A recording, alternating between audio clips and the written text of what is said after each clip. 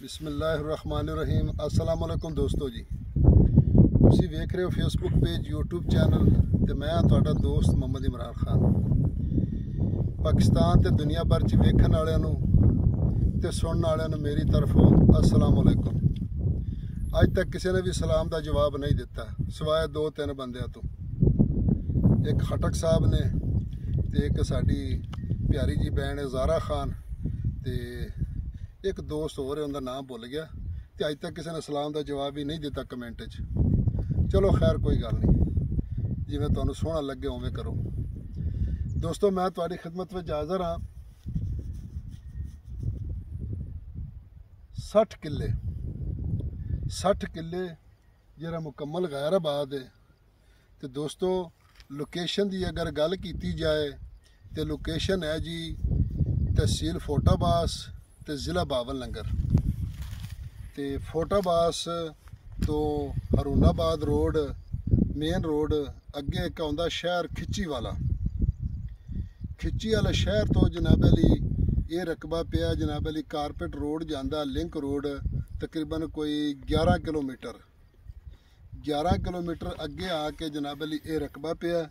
तो carpet road तो 7-8 मरबे कच्चा रस्ता आंदा दोस्तों। कच्चा रस्ता आके इस रकबे दे नाल उनका फ्रंट लगता 5 किलियां दा। ते दोस्तों ये रकबा पिया बार्डर दे विच रकबा पिया दोस्तों। ते 60 किले इंदा नहरी पानी कोनी ते ना ही जनाब अली इंदा थल्ले दा पानी मिठा है। नॉर्मल पानी कह लो लेकिन मिठा कोनी। यह सारा प्लेन पिया, कोई थोड़ा बहुता भावें कोई उच्चा नीवा होवे, इन्ना ज़्यादा उच्चा नीवा कोनी।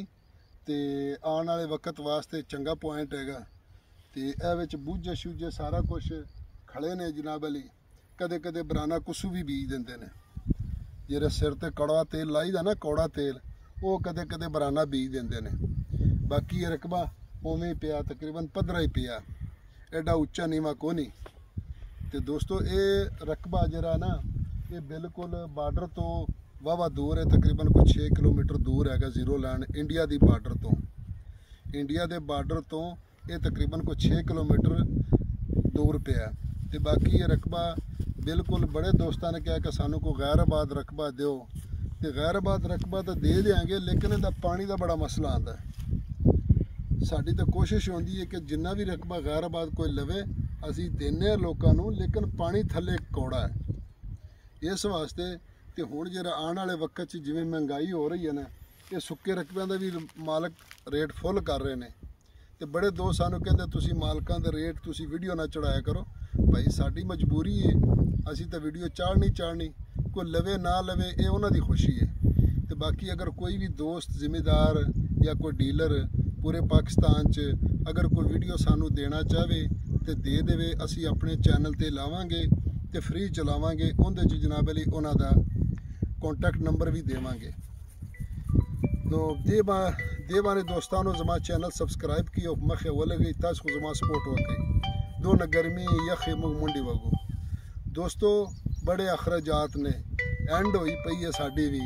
बाकी सारे चैनल वाला महीने बाद एक वीडियो लाते हैं, लेकिन साड़ी अजे भी कोशिश है कि आए दिन एक या दूसरे दिन लोगों ने दोस्तों ने वीडियो लभदी रहे।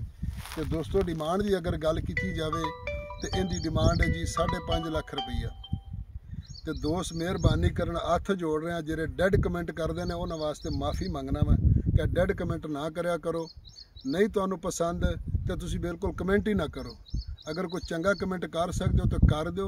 असी इन्ना सफ़र करने खर्चा करने तो थकावट भी आती सारा कुछ आती।